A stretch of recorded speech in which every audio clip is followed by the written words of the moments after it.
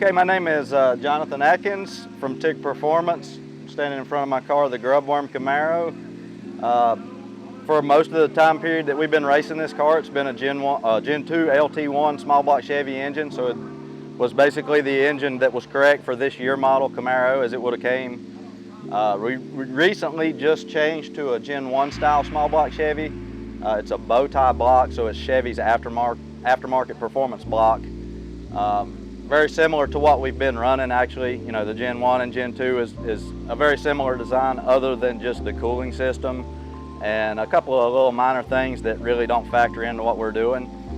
This block and our LT1, you can actually see the LT1 in our trailer. We brought it as a spare, but we run it fully filled. There's no cooling system. It's Brodix track 1 cylinder heads on both engines. Both have a 3 1/4 inch stroke. Aluminum rod and diamond pistons. Actually, the pistons are even identical. The only difference really in the two engines is the bow tie block has a larger bore. So we went from a 4030 bore to a 4130 bore. And the cylinder heads went from a 233 cc to a 245 cc. Intake valve slightly larger, and then this engine has slightly more cam. So we just set the record for H pattern stick shift. The overall record, previously it was a 681 with our buddy Joel Steele, his Coyote-based Mustang.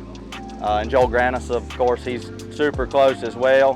Joel Steele had been a 681, Granis had been a 683, I believe, and we just went a 661 at 216, I believe it was. So we're pretty excited about that. We made a lot of changes to the car this year that we really haven't been able to showcase. Just haven't had a good quarter-mile track to let it shine. So this year we've mostly ran 1/8 mile, just no-time shootout stuff.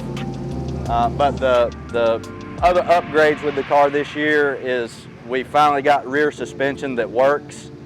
We've been fast previously, but we had some limitations to our rear travel.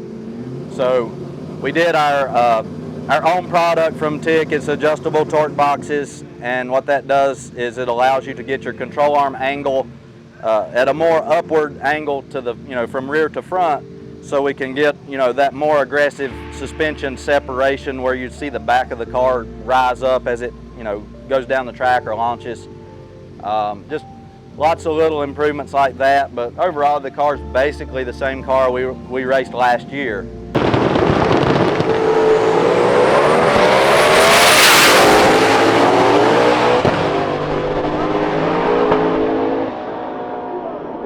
The turbo itself is a Precision 106. It's a 106 108. Has a 124 AR housing that those guys did for us. We had been running a 140 the entire time, and we went to the 124 just to see if it would spool a little more aggressively and actually make, be more efficient, because it is a small engine.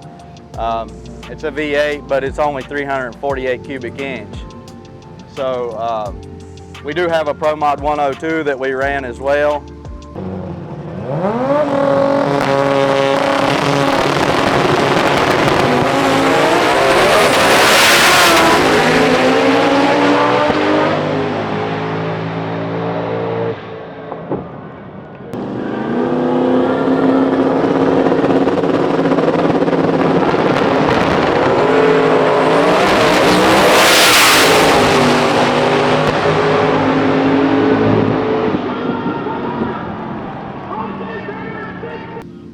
The goal for the car, I mean, we didn't really come out here with intentions of setting the record. I mean, that's kind of cool.